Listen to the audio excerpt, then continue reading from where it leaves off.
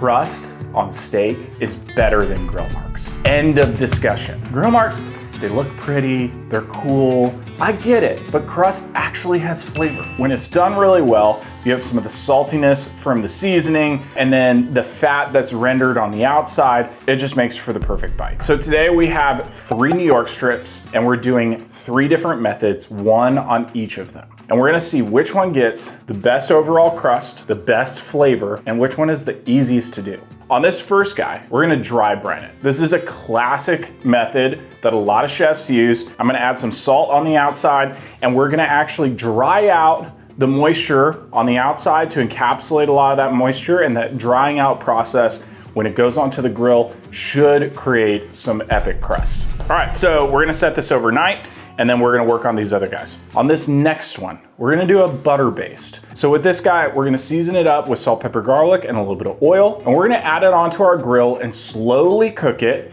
basting with butter on the outside, and that fat should render and give us an incredible crust. If you're really into salt, pepper, garlic, go and try out my smoked garlic jalapeno lager. It's basically salt, pepper, garlic with a bunch of smokiness and jalapeno. Oh, also it has beer in it. Mind blown. And on the last one of my good friends, Chef Adam Perry Lang, he does something called scruffing. So scruffing, you actually score the outside of the steak to create more surface area. So when it sticks, it should make the crust more easy to happen on the grill because there's a lot more surface area and it's just gonna render out and it's gonna look perfect. Look at that bad boy. Now, let's season. Add a little bit of oil, a little SPG. Let's go start our grill. All right, so we got all 3. Let's throw these guys on. So the first one we got, dry brine. This is gonna be our butter based, and then this is our scruffed steak.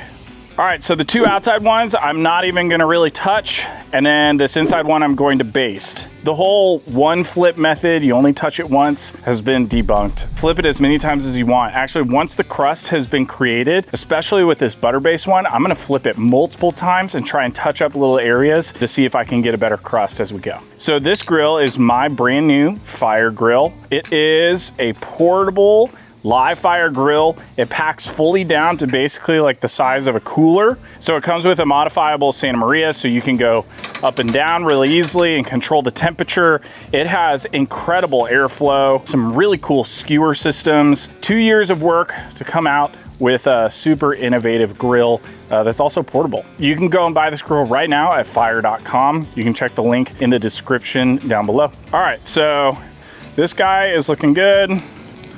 Gonna flip him over as well. You can already see the difference. All right, so let's do some butter based. Catch everything on fire.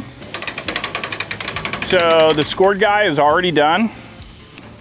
Butter based is done. Let's let them rest for a couple of minutes and we'll slice these guys up. So we've had these guys resting for a little bit. Over here we have the scruffed, we have the butter based, and then the dry brined. Just by looking at them right now, I would say butter based has more texture. So when I'm checking these guys, I'm gonna look for 3 things: flavor, time, and energy. The dry brined, it took the longest to do. You should set it overnight. This one, the butter based, energy wise, this is really high because you gotta deal with flare-ups. You have to be focused while cooking this one. And then the scoring. This takes a lot of time and energy as well. So just the energy alone on doing all the minute scoring, if you're serving like 6 to 7 people with a bunch of these steaks, it's gonna take you like 30 to 45 minutes just to score all the steaks. So overall, I think that the time winner probably goes to the butter based. All right, so let's try each one. So this is the scored. I mean, that's just really good steak. The crust is a little soft. The flavor is still fantastic though. You can see right here that there's a lot lighter browning on the actual steak. And I just don't think that the scoring method got as deep of a crust and rendered as much fat as we probably would have liked it to. Butter based, that was very good. Dude, butter makes everything better. Has a great texture on the outside. It looks like it has a good crust. So you can see a lot less light brown on there, a lot more dark brown. The rendering of the fat, caramelization, that Maillard reaction all happening. The dry brine. That's better than I thought it would be. You can definitely taste the salty crust. There's a lot of light brown, which tells me that there wasn't as much rendering as we would have liked. So the scored one is pretty soft, even though it looks like it rendered better. Whereas this one is definitely harder on the outside, so it has that crust-like texture, but it just doesn't look like a crust. So I think the scored one, it had great flavor. The scoring technique does work, but I don't think it's the most effective. The butter is incredible. The only thing I would say about the butter that would be interesting is I'd probably go after something more like beef tallow instead of butter. The texture is incredible. It's very tender. The dry brine actually was really good. I will say the only thing that I noticed on it is that it does have more of a gray band, even though I think it's relatively cooked similar to the butter based.